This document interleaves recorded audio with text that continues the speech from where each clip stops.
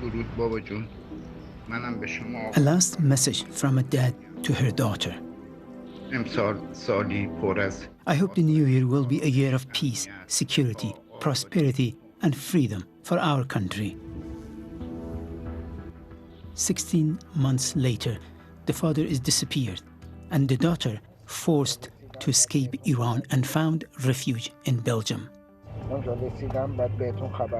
In December 2021, Ebrahim Babaei, a former Iranian political prisoner and an opponent of the Islamic regime, attempted to escape Iran through a smuggling route. On the way to the border, he was frequently sending me messages. We talked for a couple of minutes on the phone. My dad was speaking quietly. He was very nervous. They were around 25 people and kept in a barn. He promised to call me once it was clear when they crossed the border. But Shima never heard of her father again. Shima's friends in Turkey were waiting to greet her father. The arrangement was to pay the rest of the money to smugglers once Ebrahim Babaei arrives in the Turkish city of Van. But the smugglers claimed Mr. Babaei had suffered a heart attack and died in a border village in Turkey, and he is buried there.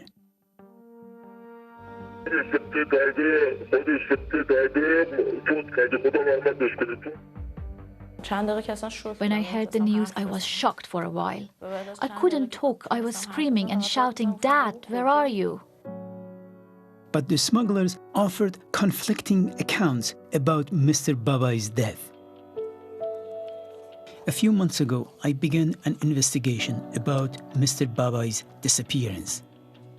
We didn't find a shred of evidence that suggests Mr. Babaei ever crossed the Turkish border.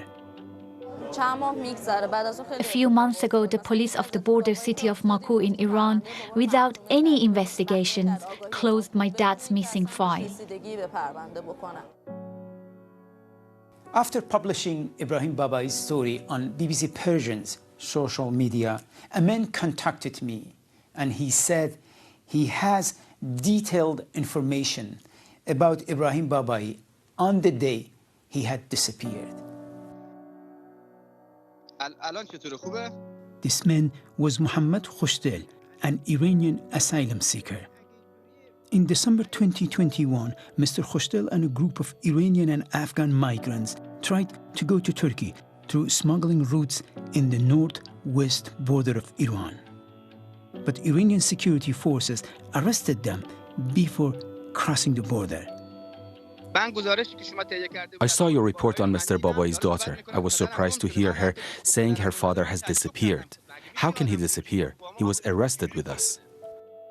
Mr. Khoshdel says the Iranian intelligence agents in plain clothes separated Ebrahim Babaei and took him away in an unmarked vehicle. Suddenly, all the mobile signals cut off, and police stormed into the village and detained all of us. Mr. Babaei was very nervous. He couldn't sit down. He claimed he's an Afghan, but the police knew who he was. Police separated the Iranian nationals and handed us over to the Revolutionary Court in the city of Baku.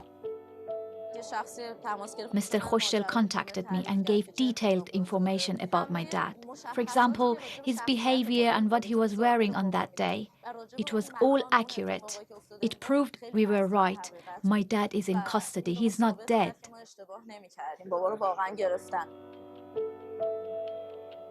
One of the smugglers says most of the human traffickers are working with security forces. He said some of them give up Iranian political activists who try to escape the country.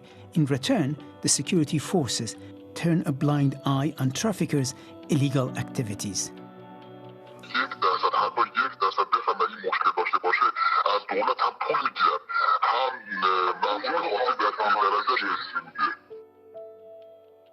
Since her father disappeared, Shima Babaei has been campaigning to pressure Islamic Republic of Iran to explain what happened to her father.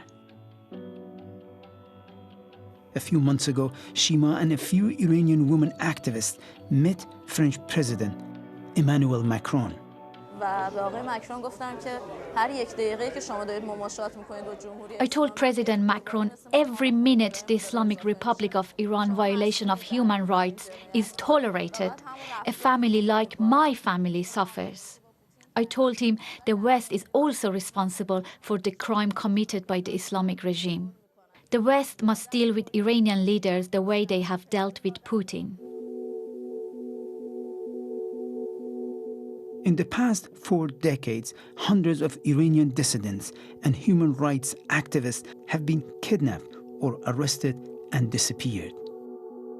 Many fear they may have been killed in custody under torture and buried secretly. But many of the victims' families still hope their loved ones one day might come home. I don't know where is my dad, what he eats, what he wears. I'm very sad for his isolation and tired of this situation. But still I have hope that I might get a positive news about him.